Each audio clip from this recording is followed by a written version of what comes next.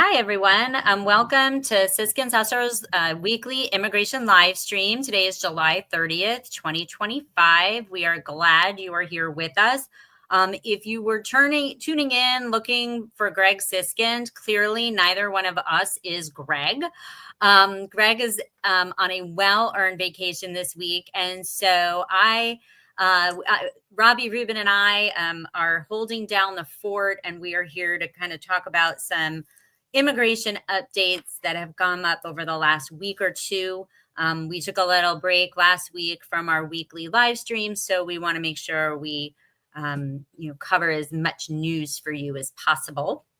And so I think we'll just dive right into one of the big pieces of news from this week, which is a huge change to the Department of State's policy on visa interviews.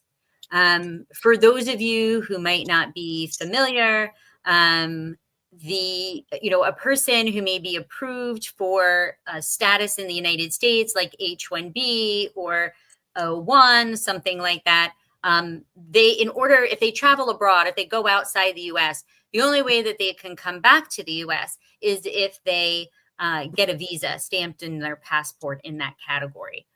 Since COVID, so since some point in 2020, the State Department in conjunction with the Department of Homeland Security, they've cooperated to waive the in-person interview requirement for a lot of people, namely people who are either renewing a visa in the same category or even who had just previously received a visa within the last few years. Even if they were going for a different category, they would allow them to bypass the in-person interview and drop off or mail in their documents to the embassy. And this was huge. Operationally, it was huge. It allowed a lot of people to bypass that requirement. It allowed U.S. consular posts to operate more efficiently because they didn't have to have as many in-person appointments. And so this interview waiver thing has been kind of now just a part of visa processing at U.S. consular posts for the last 5 years, at least.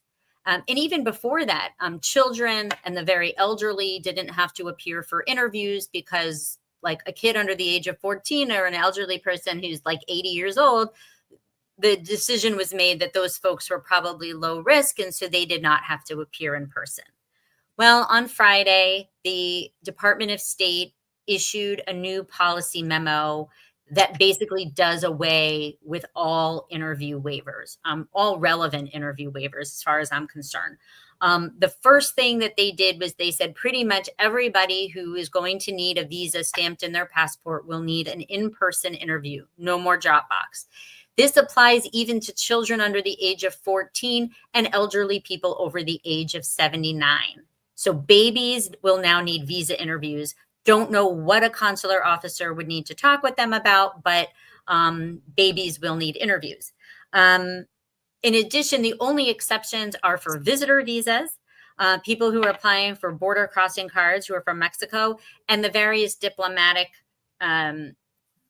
categories, A, G, the NATO visas, those kinds of visas. But H's, O's, L's, E's, P's, all of the other visas that we typically work with and that people use to come and work, F's, J's, right? All the visas that people come to work and study in the United States, now I'll have to go for visa interview. Actually, I shouldn't say now. The policy becomes effective on September 2nd. So they did give some notice about this, but as of September 2nd, this new policy is going to go into effect. Initially, and I think it goes without saying, our expectation is that visa availability is going to be at a premium and that it's going to take longer to get a visa appointment. And it may even take longer to get your visa issued once you've had the appointment, because the State Department downsized by a bunch of consular officers, bunch of foreign service officers over the last little bit. And there's a federal hiring freeze. So it's not like they're going out and hiring a bunch of new consular officers to handle the influx of interviews. There's going to be a finite number of interviews available and more people needing those interview slots. So, my message on that was to pack your patience, temper expectations when it comes to what that might look like for you as you, potentially have to visa process, and to understand that even in the past, if you were able to use the Dropbox for your visa, you didn't have to go for an interview. That is changing. It doesn't matter if it's a renewal. It doesn't matter if you're in the same category, different category, what country you're from. This is the same across the board. So it is a really huge policy change. I'm sure that more information will come out later. I'm sure as this new policy goes into effect and we actually see what's happening, we'll be able to then update you all accordingly about expectations and things like that. But for right now, it's a really important thing to know about. So I think that's all I have on the interview waiver changes. Robby, did I miss anything on that? I don't think so. I find it interesting that the one category they're at least potentially exempting from this new policy and allowing interview waivers for is the visa category that probably has the highest amount of overstay and those types of issues. It's also the highest volume probably. Yeah. So And I wonder. I was wondering if maybe that had something to do with the coming World Cup and Olympics, because fans who were coming to watch, events during those giant sporting events would typically come on visitor visas. And I wonder, because the volume is so high and because we've got some major events coming up in the US, that maybe that was one reason that they decided to exempt the tourist visas from this new waiver policy. But yeah, it's certainly curious. I mean, clearly there's a big interest in delay, making things take longer, making the process just seems so hard that people will decide not to come, right? Like, I think that that's certainly part of this. I know the State Department says that their goal is to make the U.S. safer, stronger, and more prosperous. I don't know that making everybody go for an in-person interview to get a visa stamp is the right call there, but we'll see what happens. I know, just like I was reading 2 or 3 days ago, I don't know if you saw this, Elissa, that relatedly that because new visa policy and visa ban, there was a story about the people coming to America for sports, the Little League Venezuelan team. Did you see that? Yeah, yeah, It's yeah. just that really that made me very sad. That was Upset really me. upsetting. And as a big baseball fan, right? We do a lot of baseball in my family, and my son played for years. We are Mets fans. We have a family Mets chat, which I had to mute tonight because, oh my goodness, the trade deadline talk was going crazy. But as a big baseball fan, there are a lot of Venezuelan players in Major League Baseball, and denying this very talented youth baseball team the ability to come play here in the United States, where some of these kids might get looked at by Major League scouts or college scouts or whatever. I mean, that doesn't help. Yeah, they're kids. Like they've been excited for this probably for the last 2-3 years, working towards this. And apparently the team was like a juggernaut. Like they wiped everybody out on the way to the tournament. So it certainly wasn't for lack of qualifications. It's really just a vindictive move, and only hurts the kids, right? Like, it doesn't make any sense, or any rational sense, let's say. All right. So that's some State Department news. Moving on to some USCIS stuff. We'll jump around a little bit. On July 15th, USCIS welcomed its new director, Joseph Edlow, who actually previously, I think, was like an acting or interim director during the first Trump administration. Famously, Mr. Edlow is the guy who, during the confirmation process, vowed to eliminate OPT. So sounds like great guy. And so, over the last couple of weeks, there have been some other developments at USCIS. And I think now that the agency has a confirmed director, we're probably going to see the rollout of more direct policy change, as opposed to just them doing things on the fly because there was no real direction for the agency that was like firm, right? Before they had an actual director. An interim or acting person isn't necessarily going to have the same, you know, gravitas or whatever you want to call it to make real policy change. So I think we'll start to see some of this stuff roll out. Also notably with USCIS, early in July, you probably all have heard about the OBBB bill, the One Big Beautiful Bill. I hate to even say that. And with that, there were some new fees that have gone into effect at USCIS. And the fees have become effective as of July 22nd. And the government says, look, we're not going to reject your form until August 21st. They're kind of giving like a 1 month grace period for people who might not realize that there's a new fee. So in the meantime, you know, they'll accept it and then maybe issue a request for evidence asking for the additional fee, that sort of thing.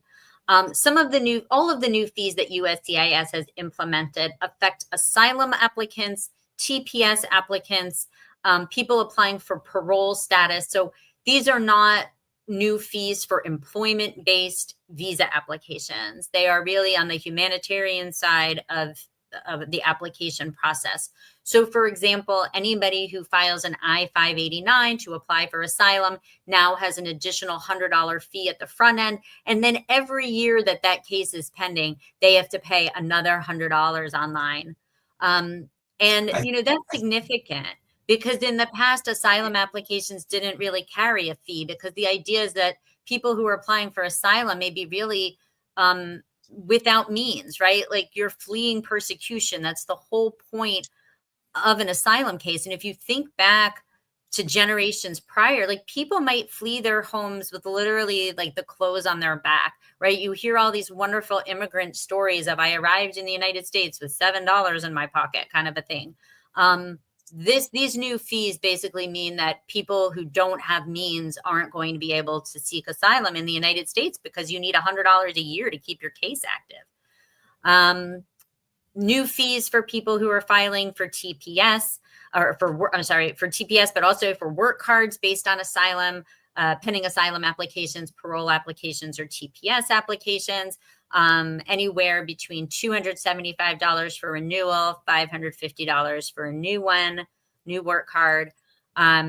Special immigrant juvenile applications, green card applications now have a new fee of $250, and they're increasing the fee for TPS, the maximum fee that can be charged for TPS from $50 to $500. So these new USCIS fees, they're already in effect. As I mentioned, they went into effect on July 22nd, and the government gave a 1 month grace period for cases to be filed with incorrect fees because these are all kind of complicated. And there are lots of like hypothetical scenarios that people are wondering, like, do I have to pay this fee for that? And I think there were some other fees that were also implemented for immigration court proceedings.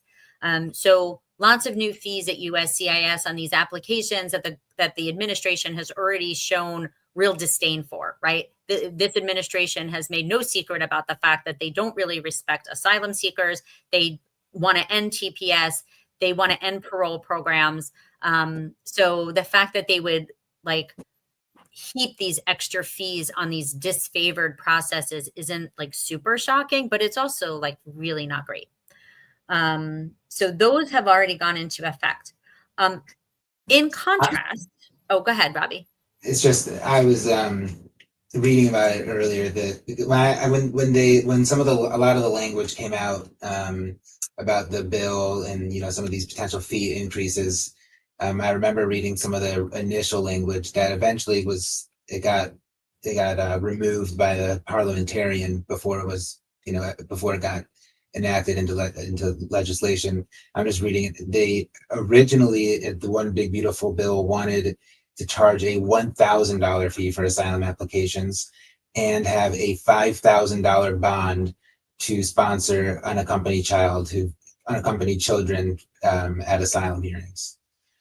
So they were like really trying to just like basically make asylum and immigration courts for the most part, almost impossible to pursue for, I would imagine, the vast majority of people seeking it. So Yeah. it's still bad, but it just shows, kind of what the intent, what if they could have it their way, how much worse it could have been. Yeah, absolutely. Absolutely. So, in contrast to those USCIS fees and some of the immigration court fees, the bill also allows the State Department to charge a $250 fee for visa issuance in most non-immigrant visa categories, everything from tourist visas to any kind of work visa, H's, O's, L's, E's, the whole alphabet soup.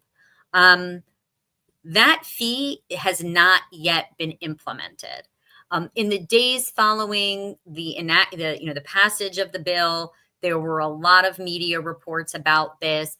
Oh my goodness, you're going to have to pay an extra $250 to get your visa.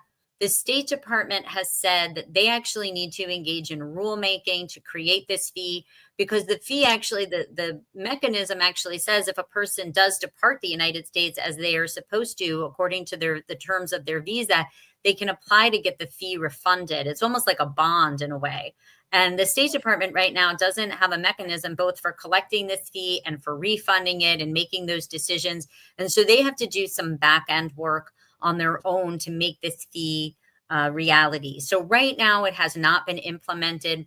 I tend to think that what will happen is if they engage in rulemaking, they'll have to publish something in the Federal Register, and that will give some kind of lead time so that people will be able to prepare for needing to pay that fee to get their visa issued. So you would think, hopefully, that fee would then allow them to hire more officers to deal with all the interviews that they're creating. But I don't think that's the point, unfortunately. But for anybody who's traveling imminently, this is not something that you are going to be required to pay, right now. I don't have any specific information about when we can expect the fee to go live, but like I said, I expect the State Department to give us some advance warning on that. One other Department of State thing that I think, correct me if I'm wrong, I think it did go into effect immediately, is they made a lot of changes to the reciprocity for a lot of. So I think basically every country that was on the partial visa ban list is now going to be limited, I think, visa issuance to 3 months and single entry. And it's not just limited to those countries on the, there's a lot of countries now that are 53 countries. Huh? I think it's 53 countries now. Yeah, which is that's a pretty big change, and could definitely be that could be pretty disruptive if you're planning on being able to have multiple entries or a visa that is valid for longer than 3 months. So that's a pretty big change in terms of just planning logistics and how to, Yeah, that's a great point. And some of the countries that had this happen are not on the visa ban list right now, but they were rumored to be countries that might be later added. And we haven't seen that happen yet. But yeah, the change in the reciprocity table to 3 months in a single entry, that means for the most part that every single time a person from one of those countries, I know Ethiopia is on the list, for example. So every time somebody from Ethiopia wants to go visit their family anywhere in the world, right? They don't have to be going to Ethiopia, but pretty much every time they go, they're going to need to go for visa stamping because the visa that they're going to get is only good for one entry to the US and is only valid for 3 months. So they should be entered for their full petition validity. So for example, somebody coming to the US on a P1 to perform, on a live act on a tour or something like that, they might get a P1 valid for a year. They consular process, the visa is valid for 3 months, one entry. They come to the US. Well, they can be admitted for the balance of that full year, right? They don't just get admitted to the US for the 3 months.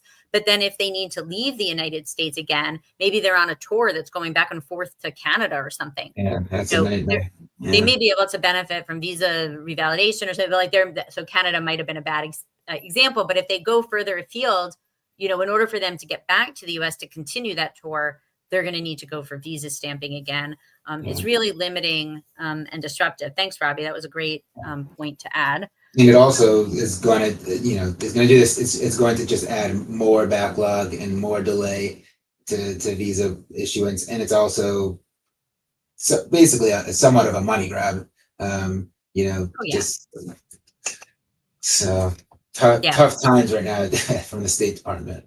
Yeah. And for some, I've heard from some clients where, their employees just want to go home and visit. They only get a certain number of days off per year and a couple of weeks here or there. And, they want to use that time to see their families just the way any of us would. And this is really disruptive and makes it a risk every time they travel, which is, it's just if you combine that with the limitation on the visa, on the visa waivers, on the interview waivers, it's basically impossible. Yeah.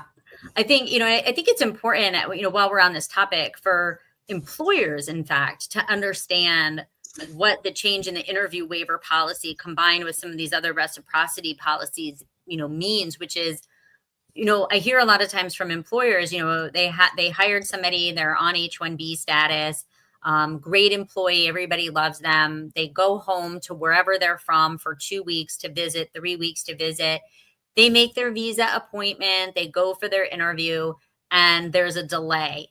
There's an administrative processing delay. There's a visa issuance delay. Like, nobody's been denied a visa, but there's some delay in them coming back. Maybe there's an emergency in the country, their visa appointment gets canceled and rescheduled, whatever it is. And the person's delayed coming back. And I often hear from employers who get frustrated. Well, why did they have to, travel? Why did they leave the country? And kind of thinking that this is somehow is like a personal failing of the employee.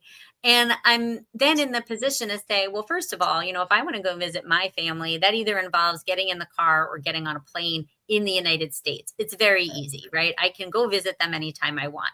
But if my family was half a world away, going to visit them would be a much bigger ordeal. And I would really want, we'd be so far away and I would want to go see my parents or my brothers and sisters or, whoever it is was still home. So I can't fault somebody for wanting to go visit their family. And it might be really difficult for their family to visit them here in the US. They might not be able to get a visitor visa. It might be cost prohibitive, right? Like all kinds of reasons.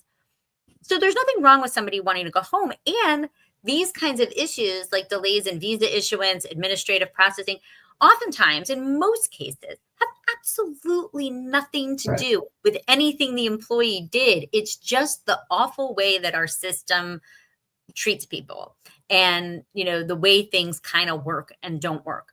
And so we have to be very, sensitive to, what these folks are going through, because that on the back end, the employee who's sitting in India or Nepal or wherever they are waiting on that visa issuance is like completely stressed out because all they want to do is get back here for their job because they don't want their employer to terminate them while they're abroad. Which would be terrible and which I've seen happen in really awful cases. So, I think there's a lot of sensitivity these days on some of this goes a long way. Yeah. All right. So just jumping back to some USCIS stuff, recently, and I think it was July 24th, just Thursday. The Immigration Service announced that it had done a report on the special immigrant juvenile green card category. And this is a category that is reserved for the kids unaccompanied minors who come to the United States, without their parents. Basically, we've seen influxes from time to time over the last maybe 10 to 15 years of these young people whose parents are basically like, yeah, get on the train and go, get in the car. I'm going to send you with this guy who I don't know so that they can get you to the border because things are so bad here. I want you to have a better life. Right. And so they send their kids up to the US. And so this special immigrant juvenile process was born out of that. And of course, this administration really does not like this because it's a humanitarian immigration process. And so back in June, they announced a new policy where they were going to change the way that they're treating these applications. And then just this past week, they announced that they published a report about fraud in the system. And if I tell you the name of the report, holy moly, it's criminality, gangs, and program integrity concerns in special immigrant juvenile petitions. So if that tells you anything about how this report is structured and what its goal is, the goal is to try to convince people that the entire program is filled with fraud, people who don't qualify, everybody is a gang member. They're all here to commit crimes in the United States. And so, this all seems to me to be pretextual in wanting to end the program. They have not done that. This was just a report. But certainly the announcement about the report has the same kind of breathless, unbelievably over the top language that most of the administration's announcements on immigration have these days. That these national security vulnerabilities provided a path to lawful permanent residence and eventually citizenship to criminal aliens, gang members, and known or suspected terrorists. And I don't mean to diminish the, national security aims of the government and the importance of vetting people and all of that. But this is a very worthwhile program for young people who often come to the United States in really challenging circumstances. As a mom myself, I can't imagine, and my kids are 20 and 18, right? Like they're not little anymore, but I can't imagine even now just being like, go with this dude who I don't know. He's going to take you to Canada. Like the amount of like desperation that has to be in a mom's being to do that. I just don't know. So we'll see what happens with this report, but I wanted to mention it because it's just another, a little bit more evidence of the real disdain that this administration has for people who just come here seeking a better life.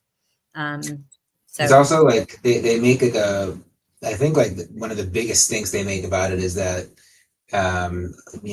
people being over 18, which should, but like, that's just that they say 52% of SIJ I-360 petitioners were 18, 19, or 20 years old.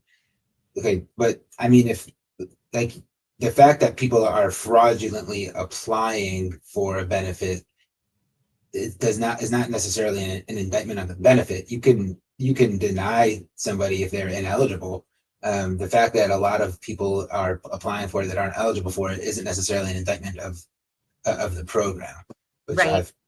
Like you said, there is obviously, we should be careful about vetting and all of that. But as we've seen, I think the gang, you're a gang member, everyone's a gang member. So it's that brush has been painted pretty broadly.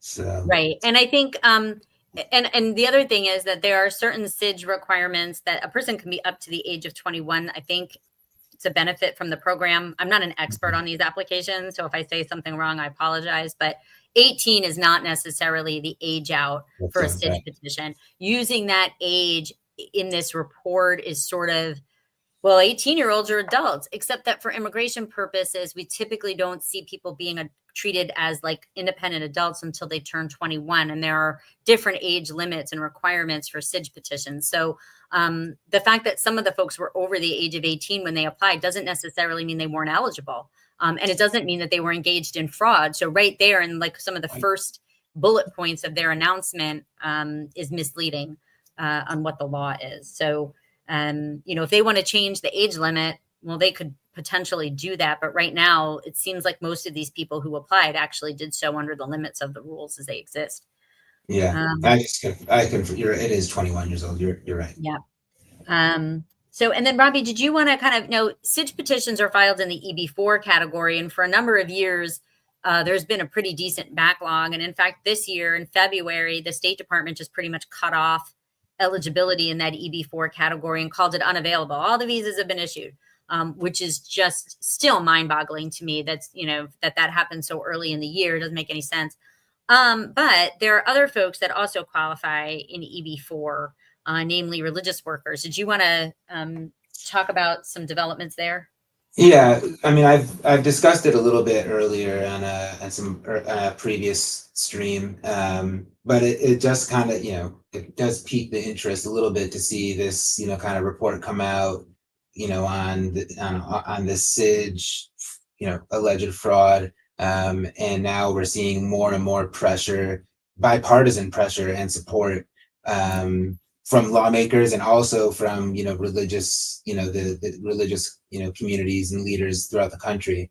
So I think in maybe 3 or 4 months ago, Senators Tim Kaine and James Risch from Idaho introduced a legislation that would basically proposes to give the same benefit that somebody on an H-1B gets for having a pending I-140, but they're not ready to adjust because a visa is not available for them, to extend that same privilege to people on R1s that have a pending I-360 but are not able to adjust because of the extremely long backlog now for EB4, which it is really due in large part to SIDGE. That has been the main cause of the backlog.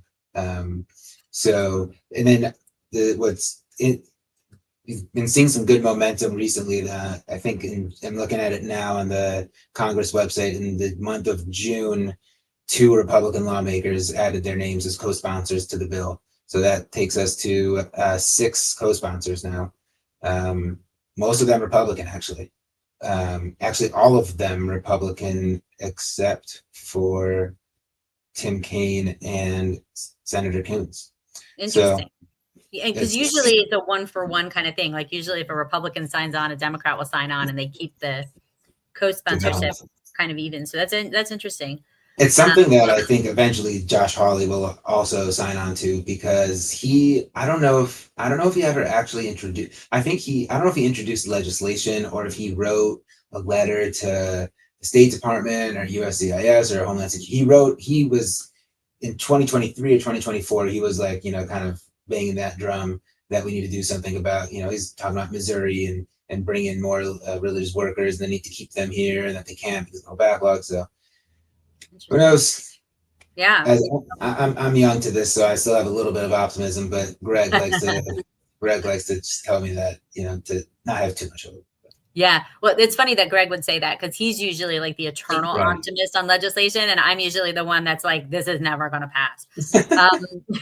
So we'll see. I don't, right now it's hard to have a lot of optimism in Congress doing the right thing or doing things that aren't, that don't have some kind of fiscal benefit. But, religious workers are sort of on both sides of the aisle. There are folks who are very committed to religious practice, a variety of religious backgrounds, and religious workers are from every kind of denomination and religious background, right? They're not just of one type of religion. And so you would think that would mean there would be some broad support to help these folks out and just give them a way to stay. It doesn't increase, green card numbers necessarily. It just allows folks to do what people in H-1B status can do, which is start the green card process, get yourself in the system, and then be able to use that to be able to extend your work visa status so you can stay in the U.S. Because right now, like, we were talking about this earlier, Elissa, if you come into the U.S. on an R1 and start the I-360 process immediately on day one for a religious worker, I would say chances are almost zero at this point of by the time you've done your 5 years of R1 time that you'll be ready to adjust. So, there's communities that are dependent, and we're expecting that, that these religious workers in their communities are going to be there for a long time, that are having to go home for a year to reset the clock, or hoping that Elissa's pessimism is wrong about this legislation. But we'll see. Yeah. Yeah. Hoping I mean, look, I don't like to be pessimistic. No, I would like there to be, but I don't call it pessimism. I call it realism, practicality. It is realism. It is realism. So, all right. I think that's pretty much it on our actual substantive policy update stuff. So we've got a couple of pieces of news we wanted to mention, and then we're going to kind of cut out of here early because Greg's away, so we can do that. So the first thing is today, actually, 12 Democratic representatives from the House sued the Trump administration to gain access to immigration detention facilities. 4 of them are from California. I know Jamie Raskin is one of the plaintiffs. But basically, the claims here are that under federal law, members of Congress are supposed to be provided immediate entry or immediate access to immigration detention facilities for the purposes of providing oversight. So this is not like a tourism kind of thing where they're like, ooh, let us see your, spiffed up, cleaned up immigration detention facility. This is like, we want to really see how these people are being treated so that we can ensure that our constituents are being treated humanely and appropriately, right? Like basic stuff. As you probably have seen in the news, the Department of Homeland Security has been violating this law. They first said, okay, we have to give us a few days, give us 3 days notice, give us 7 days notice. You have to schedule it in advance. You have to tell us when you're coming. And the representatives in some cases have tried doing that. And they were rebuffed from even scheduling a time to come. And so then they would go and show up and they were refused entry into the immigration detention facilities. So they're suing now. And they're basically saying, look, you're violating federal law, Trump administration, by not allowing us access for oversight. We don't care. We don't want you to spruce it up. We don't want to see you put on a show for us. We want to see what the conditions really are. And, there have been other news reports about how incredibly awful some of the conditions are in these facilities, namely the new one in Florida, whose nickname I refuse to use, where apparently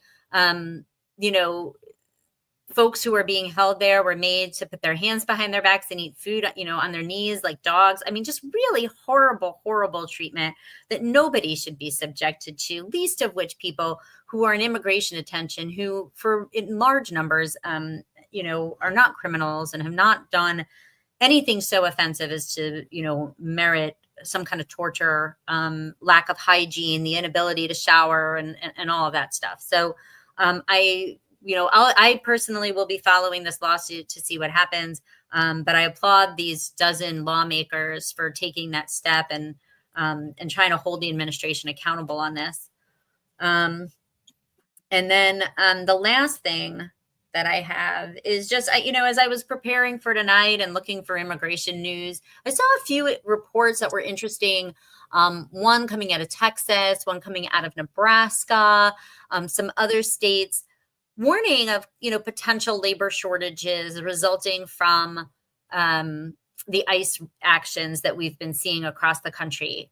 Not just because some workers have been removed from the area, from their communities because of these ongoing actions, but also because of the deep-seated fear people have about going to work. Even, I think, my own opinion, even people who are in the United States legally, who are working in, on ranches, in meatpacking plants, in other agricultural, fields. I think that there's, a deep-seated fear about going to work. And like I said, even for people who might be citizens or who might be green card holders who have other legal reason to be here, because it doesn't seem initially that ICE is giving people the ability to prove that until they've detained them for a few days. And so for that reason, they're kind of telegraphing that, hey, we think there may be some labor shortages and we think that that's going to impact productivity. And so it'll also be interesting to watch coming reports from the U.S. Department of Labor, from the Bureau of Labor Statistics and other economic indicators to see what's going on, in the labor market, and especially in the industries where we're really seeing the most of these, kind of raids, for lack of a better term, because it's not so easy to replace those folks, as we all know. And so I'm just curious to see what might happen with that as we go. That's really all that I had for tonight. I don't know, Robby, if you have anything else you want to mention. Greg's not here. It's early dismissal. Woohoo! We're getting out of school early. Which reminds me that public schools here in Memphis start on Monday. So if you are amongst the people who have to go back to school, if you're a teacher, if you're a student who's going back to school this week, next week, the week after, man, it is hot out there. Stay safe, and have a good first day back at school. For those of us in the South, it's coming up way too soon this year. So, and I guess with that, we will end things a little early tonight. I hope you all have a great night. Bye. Bye.